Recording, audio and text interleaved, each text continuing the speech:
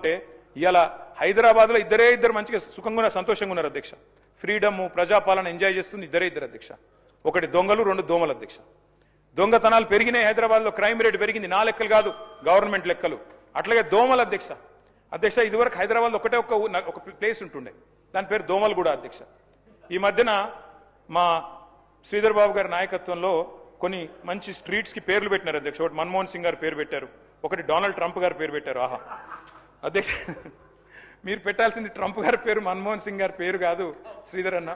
మీరు పెట్టాల్సిన పేర్లు ఏంటంటే దోమలగూడ, దోమల హిల్సు, దోమలాబాదు, దోమల పూలు, దోమల గుట్ట. ఈ పేర్లు పెడితే కరెక్ట్గా సెట్ అవుతుంది మీకు.